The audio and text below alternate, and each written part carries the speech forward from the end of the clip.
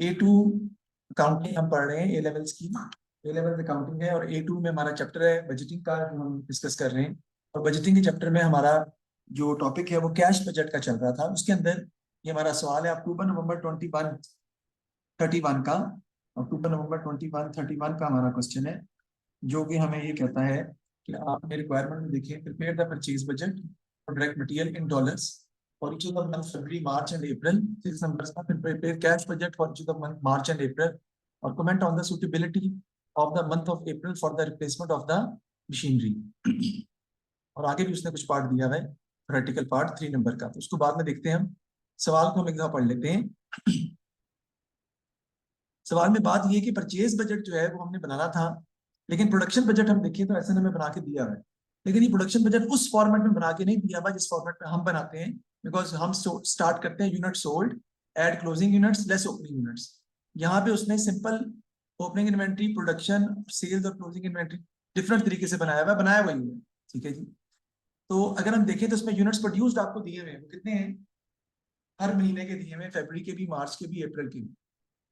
Units produce को अगर आप मल्टीप्लाई कर दें केजी के साथ, तो आपके पास केजी रिक्वायर्ड फॉर प्रोडक्शन जो है वो आ जाता है। और उसको 5 से मल्टीप्लाई कर दें तो अमाउंट भी आ जाती है आपके पास। और फिर उसमें ऐड हम कर देते हैं क्लोजिंग रॉ मटेरियल, लेस कर देते हैं ओपनिंग रॉ मटेरियल। तो क्लोजिंग और ओपनिंग यूनिट्स भी आपको क्वेश्चन में दिए हुए हैं, वहां से भी आप इसको आसानी से सॉल्व कर सकते हैं। हमने परचेज बजट लेकिन बनाना है, हमने प्रोडक्शन बजट नहीं बनाना है इस दफा। ये इंपॉर्टेंट पॉइंट है। इसके अब दो तरीके हैं कि आप की जो 5 मैंने लिखा हुआ है, इससे आप एंड में भी मल्टीप्लाई कर सकते हैं जैसे हम नॉर्मली करते हैं, और आप शुरू में भी यानी साथ साथ भी मल्टीप्लाई कर सकते हैं, वो आपका अपनी चॉइस है। तो मैं साथ साथ इसलिए कह रहा हूँ कि जरा आसान हो जाता है वो। क्यों? क्योंकि 8 × 5 करें तो 40 बनता है। तो आपने जो भी यूनिट्स हैं उनको 40 से मल्टीप्लाई करते जाएंगे तो वो अमाउंट में कन्वर्ट होते जाएंगे, परचेजेस की अमाउंट में कन्वर्ट, चाहे वो रॉ मटेरियल की ओपनिंग इन्वेंट्री हो, क्लोजिंग इन्वेंट्री हो, डॉलर में कन्वर्ट हो जाएगी, या यूनिट्स हो प्रोडक्शन के। फिर कहता है direct labour normally 80 paid in the month of working when more than 140 units are produced in any one month, and overtime premium will be paid amounting to an extra $10 for each unit in excess of 140। तो premium आपको पे करना पड़ता है अगर आप 140 से ज्यादा यूनिट बेचते हैं, तो आपको $10 एक्स्ट्रा पे करना पड़ेगा। वेरिएबल ओवरहेड भी 25 पर यूनिट है, paid in the month of production. Company policy है, ये उसने बताया है, to maintain an inventory of direct material equal to 1/4 of the quantity needed in the coming month. अगले महीने में जो क्वांटिटी की जरूरत है आपको, उसका जो 1/4 है वो हमें चाहिए कब? पिछले महीने में हमें उसकी जरूरत है, यानी ending inventory of raw material next month की प्रोडक्शन रिक्वायरमेंट का 1/4 है। क्वार्टर का मतलब 1/4 होता है, यानी क्लोजिंग रॉ मटेरियल इन्वेंट्री जो है वो अगले महीने की प्रोडक्शन रिक्वायरमेंट का 1/4 है। और directors plan to place substantial part of amount of machinery. नई मशीनरी खरीदी है आपने 13,000 की और बेची भी आपने 2,000 की। Other running costs 3,800 are expected to be paid monthly. Selling price is expected to be 200 per unit. 25% of sales are cash sales and 75% are credit sales. And credit customers pay in full in the month after the sale. यानी credit sales के जो customer है वो अगले महीने आपको payment कर देते हैं। Balance on the bank account 1 मार्च को इज एक्सपेक्टेड टू बी 1,700 दिया हुआ है। तो कहता है परचेज बजट आपने बनाना है किसका? फरवरी का, मार्च का और अप्रैल का। तो rather than going for the purchase budget, कि मैं परचेज बजट की तरफ आपको लेके जाऊं, सबसे पहले क्या करता हूं, सवाल को सिंप्लीफाई रखने के लिए मैं जो यूनिट्स प्रोड्यूस्ड हैं इनको बेटा मल्टीप्लाई कर देता हूं किसके साथ? जो केजी रिक्वायर्ड फॉर प्रोडक्शन। हम अपना फॉर्मेट अपने तरीके से फॉलो करते हैं, जो उसने सोल्यूशन में दिया हुआ वो नहीं करते, कोई मसला नहीं। तो केजी रिक्वायर्ड फॉर प्रोडक्शन निकालने के लिए यूनिट्स प्रोड्यूस हमें ये दिए हुए 121, 130, 140, 115 सब दिए हुए। हमने किसका बनाना है? फरवरी का, मार्च का और अप्रैल का। तो यहाँ पर फरवरी को देखते हैं हम, 130 को हम मल्टीप्लाई किसके साथ? हम 130 को मल्टीप्लाई कर देंगे किसके साथ? अच्छा जी, सबसे पहले हम क्या करेंगे कि जो आपके फरवरी, मार्च और अप्रैल के जो यूनिट्स प्रोड्यूस्ड हैं, फरवरी के हैं 130, 130 इंटू 8 कितना आ जाएगा आपके पास? आपके पास आ जाएगा केजी रिक्वायर्ड फॉर प्रोडक्शन। यहाँ लिख भी लेता हूँ just for the sake of your understanding. ये हमारे पास केजी रिक्वायर्ड फॉर प्रोडक्शन जो है वो आ जाएंगे, कितने केजी की आपको जरूरत है प्रोडक्शन के लिए। हाँ 8 मीटर, ठीक है, केजी छोड़ दो मीटर कर दो। Meter required for production, you are right. तो 130 इंटू 8 कितना आ जाएगा फरवरी का? 1040। फिर 148 इंटू 8, 148 इंटू 8 सबका निकालेंगे ना पहले जी। 148 जी, 148 है ना यूनिट्स प्रोड्यूस्ड मार्च के इंटू 8, 1184। फिर 159 इंटू 8, 1272। ठीक हो गया जी, ये हमने निकाल लिया मीटर्स रिक्वायर्ड फॉर प्रोडक्शन। अब हम चलते हैं वापस अपने सोल्यूशन की तरफ, ताकि हम वहां पर इसको परचेज बजट को प्रॉपर्ली बना सकेंगे। उसका फॉर्मेट भी लिखेंगे, उसको बनाएंगे भी। तो परचेज बजट आपका आ जाएगा यहाँ पर, आपका आ जाएगा जी फरवरी, इधर हम लिख लेंगे जी मार्च, और इधर हम लिख लेंगे जी अप्रैल।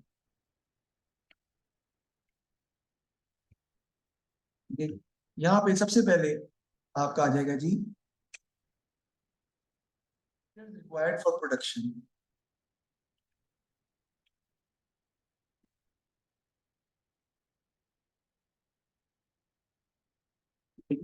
मीटर्स रिक्वायर्ड फॉर प्रोडक्शन, यानी इतने मीटर की आपको जरूरत है प्रोडक्शन के लिए। वो हम ऑलरेडी निकाल चुके हैं बेटा, कितने कितने हैं जी? 1040। अब मैंने सही लिख दिया ना, मीटर रिक्वायर्ड फॉर प्रोडक्शन 1040 आ जाएगा। इधर आपका आ जाएगा 1184। अप्रैल में मीटर्स रिक्वायर्ड फॉर प्रोडक्शन आपकी आ जाएंगी 1272। ठीक हो गया जी। इसमें हम क्या ऐड कर देते हैं, ऐड कर देंगे इसमें हम closing raw material.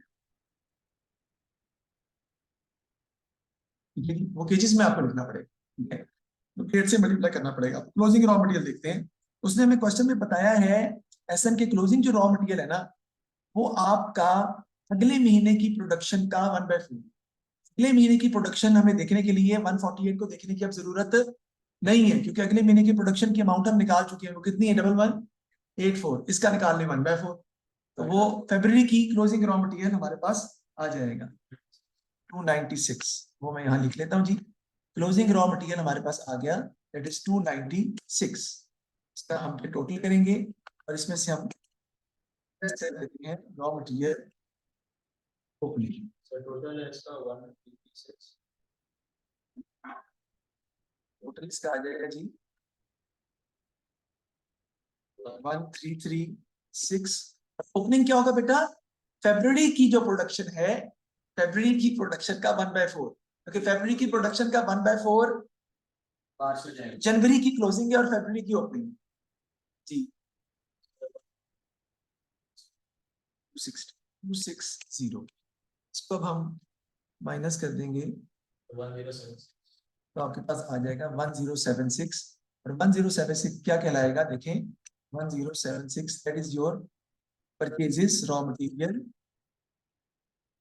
In meter. ये इन मीटर आपके पास आ गया।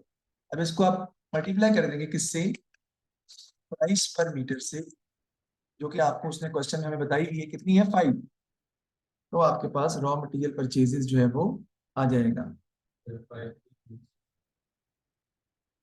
मैंने आपको बताना था कि अगर आप मार्क्स की में देखेंगे तो उसने ये मेथड अडॉप्ट नहीं किया हुआ, लेकिन हमने वही मेथड अडॉप्ट किया है जो हम शुरू से यूज करते चले आ रहे हैं।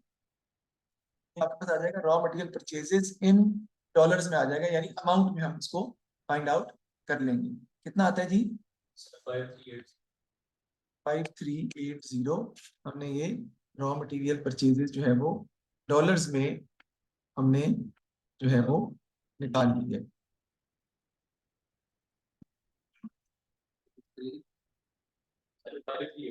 ओके, ये जी 538।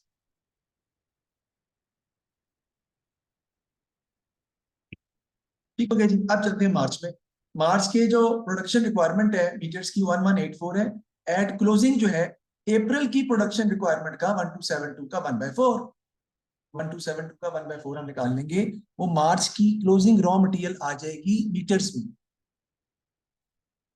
318। 1184 में 318 ऐड कर लेंगे आप, 1502। और ओपनिंग पीछे से उठा लेंगे, जो फरवरी की क्लोजिंग है वो इसकी बन जाएगी ओपनिंग विच इज 296, डायगोनल जाते हुए 1206। इसको मल्टीप्लाई कर देंगे हम 5 से, तो ये आपके पास आ जाएगा 6030। आपके पास आ जाएगी मार्च की raw material purchases in dollars. April की बात कर लेते हैं। अप्रैल की देखिए 1272 है। अब अप्रैल की रॉ मटेरियल क्लोजिंग निकालने के लिए अगर हम सवाल में देखें तो आपको निकालनी पड़ेगी मई की प्रोडक्शन रिक्वायरमेंट। तो निकालते हैं मई की प्रोडक्शन रिक्वायरमेंट हमारी कितनी होगी बेटा, 138 यूनिट्स इंटू 8, 138 इंटू 8, वो आपके पास आ जाएगी 1104। मैं यहाँ लिख भी लेता हूँ ताकि आपको थोड़ा सा आइडिया हो जाए। डिवाइड बाय 4 कर देंगे, इसकी क्लोजिंग आ जाएगी अप्रैल की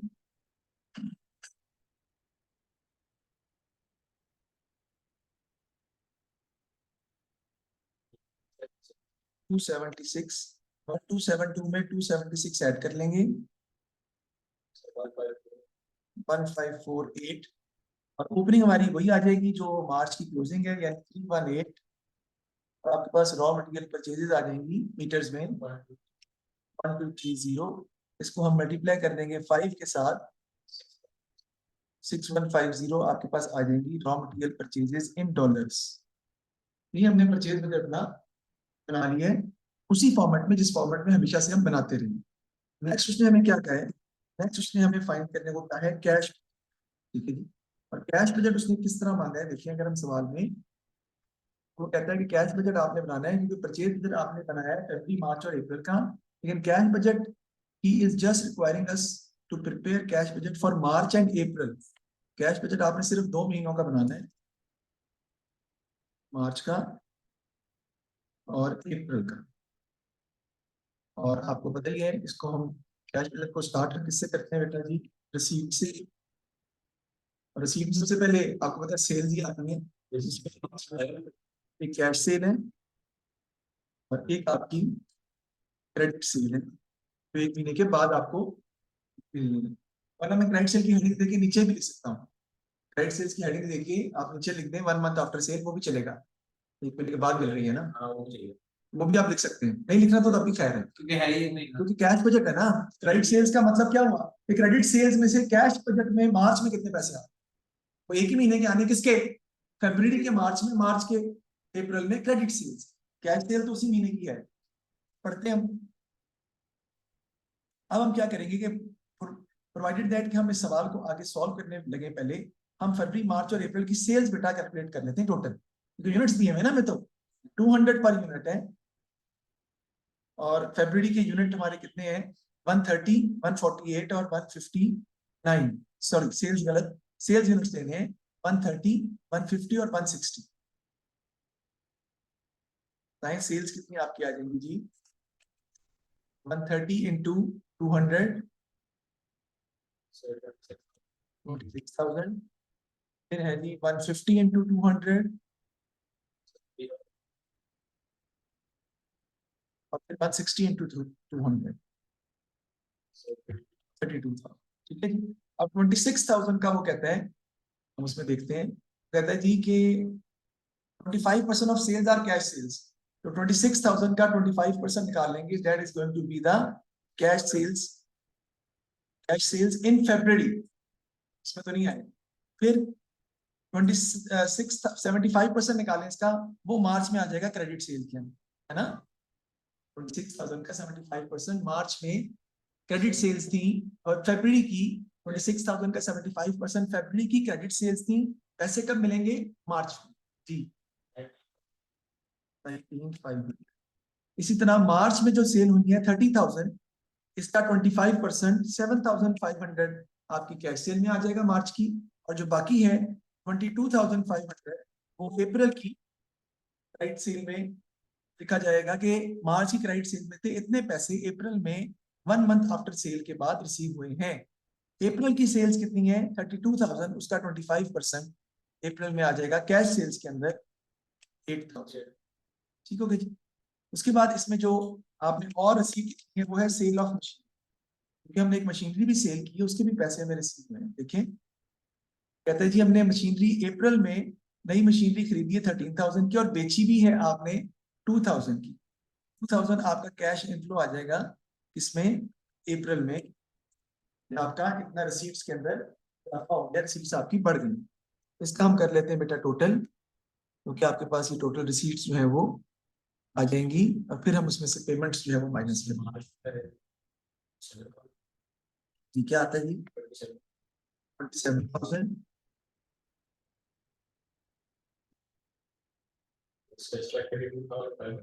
32,500। उसके बाद इधर आ जाती है जी पेमेंट्स। पेमेंट्स के अंदर आपका आएगा जी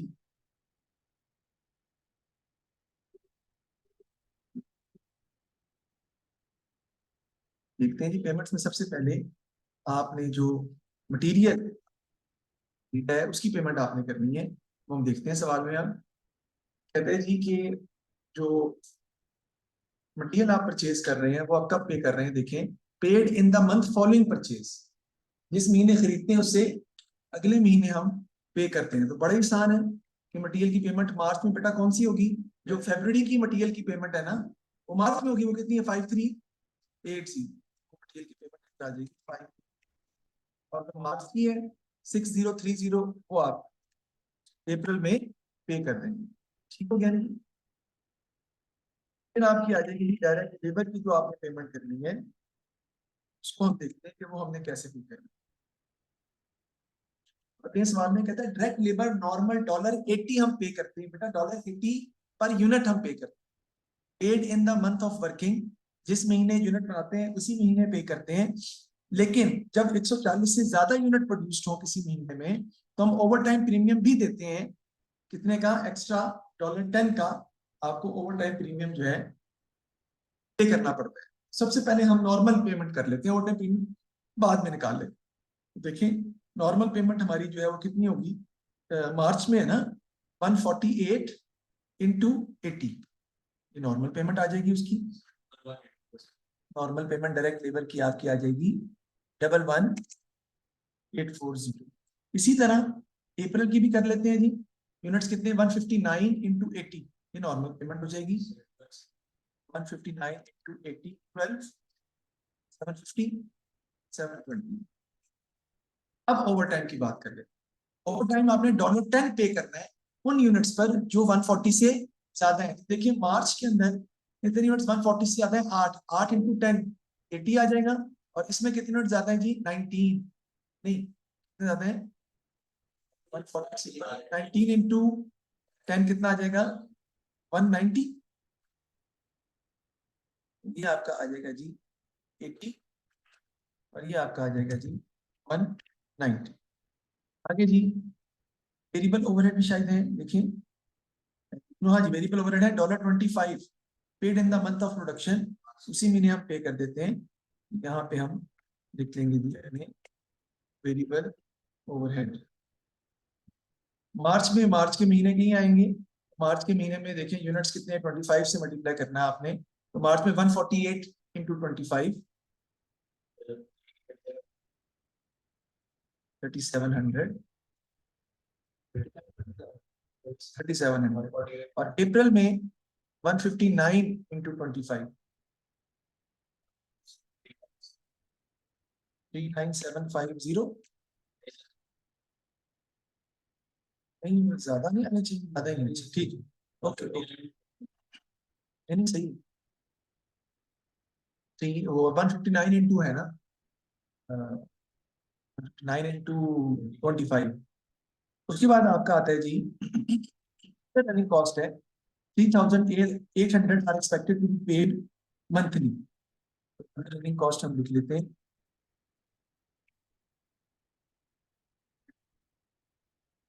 3,800 की हर महीने में आपने वही पे करनी है। तो चेंज इन दैट। उसके बाद परचेज ऑफ मशीनरी है बेटा। क्योंकि आपने मशीनरी जिस महीने में सेल की है ना बेटा, आपने मशीनरी खरीदी भी है। और वो कब खरीदी थी आपने? अप्रैल में। कितने की ली थी? 13,000 की, राइट। वो भी आपका परचेज ऑफ मशीनरी में अप्रैल के महीने में आउटफ्लो आ जाएगा। 13,000 पेमेंट्स में आ जाएगा कि आपने वो पेमेंट की है या करनी है, जो भी आप समझ सकते हैं। आगे देखते हैं कि और कोई चीज जो हमसे रह गई है। मेरा ख्याल है और कुछ मौजूद नहीं है, सब कुछ हम ले चुके हैं, रिकॉर्ड कर चुके हैं। तो हम बनाते हैं। मार्च 1 का बैलेंस भी दिया हुआ है 1700 इसका बैंक का।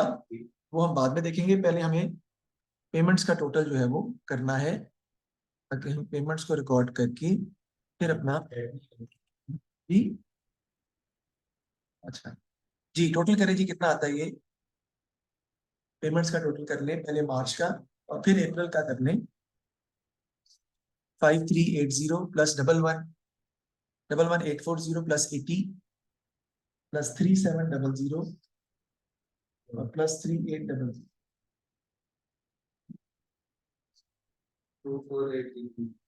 24800। ठीक है जी, अब हम पेमेंट का कर देंगे जी इधर 6030 12720 190 3975 3800 और 13,000।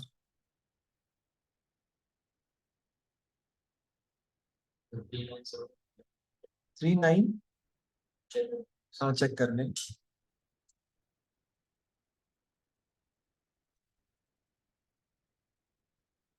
कोई बात नहीं, कोई बात नहीं, कॉपी करें, कोई मसला नहीं है।